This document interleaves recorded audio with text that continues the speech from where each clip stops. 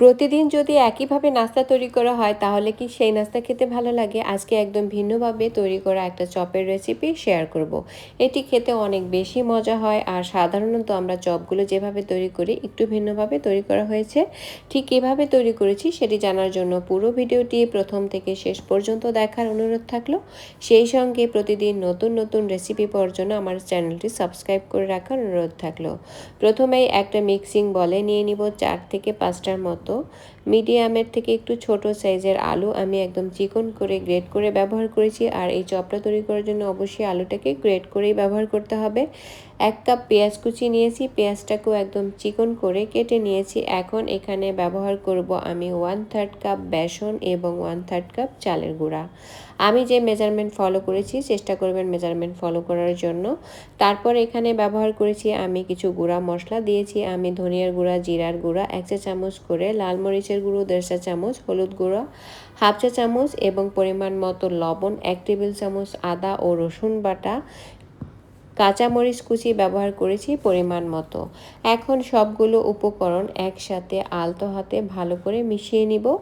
এই মিশ্রণটাকে কিন্তু তাড়াহুড়ো করে তৈরি করা যাবে না, চেপে চেপে যদি এই মিশ্রণটাকে তৈরি করা হয় তাহলে কিন্তু ভেতর থেকে পানি বের হয়ে যাওয়ার সম্ভাবনা থাকবে, তখন কিন্তু আর চপটা ভালো হবে না। আমি একটু সময় নিয়ে আস্তে করে তারপরে এই মিশ্রণটাকে তৈরি করে নিচ্ছি। আর মিশ্রণটা মেশাতে মেশাতে ক্রমান্বয়ে কিন্তু আঠালো হয়ে আসবে। যখন অনেকটাই আঠালো হয়ে যাবে তখন বুঝে নিতে হবে যে এই চপটা তৈরি করার জন্য মিশ্রণটা একদম পারফেক্টলি রেডি হয়ে গিয়েছে। তো আমি মিশ্রণটা তৈরি করে ফেলেছি আর এটা কিন্তু অনেকটাই আঠালো হয়ে গিয়েছে। আমি হাত দিয়ে চেক করে নিচ্ছিলাম যে এটা ঠিক কতটা আঠালো হয়েছে। তো মিশ্রণটা একদম পারফেক্টলি রেডি। এই পর্যায়ে আমি চপগুলোকে তৈরি করে নিব। চপ তৈরি করার জন্য আমি আগে থেকেই 4টা ডিম সেদ্ধ করে খোসা ছিলে নিয়েছি। এখন যে মিশ্রণটাকে আমি তৈরি করেছি সেই মিশ্রণ থেকে একদম পাতলা করে ডিমের উপরে লেয়ার তৈরি করে গোল শেপ করে দিতে হবে। আর চেপে চেপে তারপরে এই চপগুলোকে তৈরি করে নিতে হবে। আর হ্যাঁ, একটি বিষয় কিন্তু অবশ্যই মনে রাখতে হবে, চপগুলো তৈরি করে কিন্তু বেশিক্ষণ রাখা যাবে না, তৈরি করে সাথে সাথে ভেজে নিতে হবে, আর না হলে উপরের লেয়ারটা কিন্তু খুলে যাওয়ার একটা পসিবিলিটি থাকে। আর তো আমি চেপে চেপে 4টা ডিম দিয়ে কিন্তু এই চপ তৈরি করে নিব।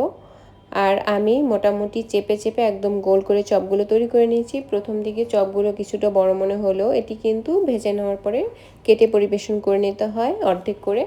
আর চপগুলোকে এখন আমি ভেজে নিব। আর ভাজার পূর্বে অবশ্যই নিশ্চিত হতে হবে যে তেলটা বেশ ভালো করে গরম হয়েছে। আর চপগুলো তেলের মধ্যে দেওয়ার সময় একটু সাবধানতা অবলম্বন করতে হবে যাতে করে উপরের লেয়ারটা কোনোভাবেই খুলে না যায়, তাই একটু সাবধানে তেলের মধ্যে দিতে হবে। তারপরে কিছুক্ষণ পরে নেড়েচেড়ে দিতে হবে 4 থেকে 5 মিনিট পরে, তাহলে উপরের লেয়ারটা একদম আস্ত থাকবে।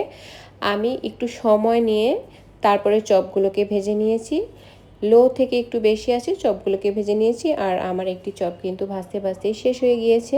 তো দেখুন চপগুলো কেমন হয়েছে। এখন জাস্ট মাঝখানে কেটে দিয়ে পরিবেশন করে নিলেই হয়ে যাবে।